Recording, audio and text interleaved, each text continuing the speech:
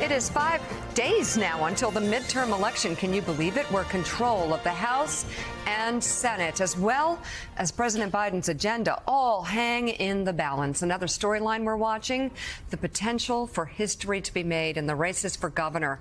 Will we see a record number of women elected to run state houses? 9 women currently serve as governors, and 25 women are major party nominees in gubernatorial races this year. That is a record number for both Democrats and Republicans.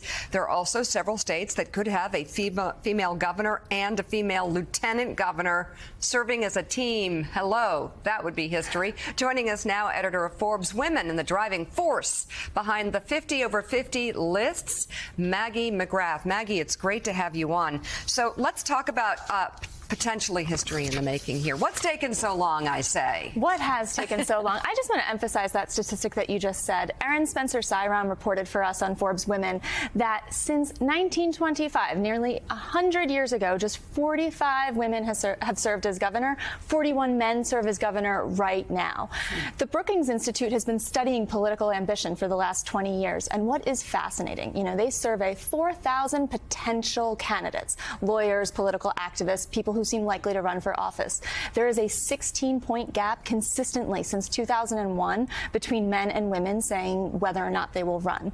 What's at play here? There are a few things. Women report not liking the political campaigning process. It's time intensive. There's privacy invasions. There's a new report from Princeton and the Anti-Defamation League about women receiving more threats as politicians. So you have all of that.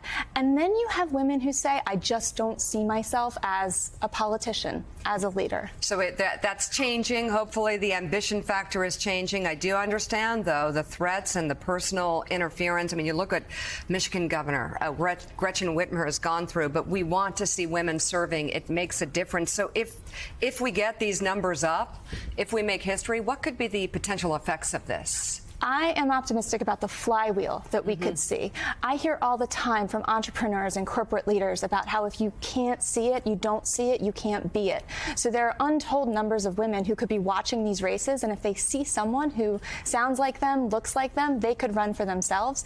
And then over the course of history, some 16 presidents have been governor, so this could fuel the presidential flywheel. See it, be it, just like Hoda in our 50 over 50 list. Exactly. Say it out loud and then do it. So what races stand out to you, given this, and why? So no state in U.S. history has had a woman running as governor and lieutenant governor concurrently, and that could change this year in Arkansas, Massachusetts, Ohio, and Oklahoma. So we would see 2 women at the top.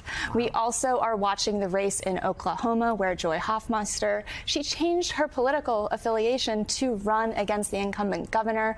She's the school superintendent, so education is a huge, huge issue there, and also Stitt's very anti-abortion laws are motivating women voters. Absolutely, and getting them to the polls, we hope.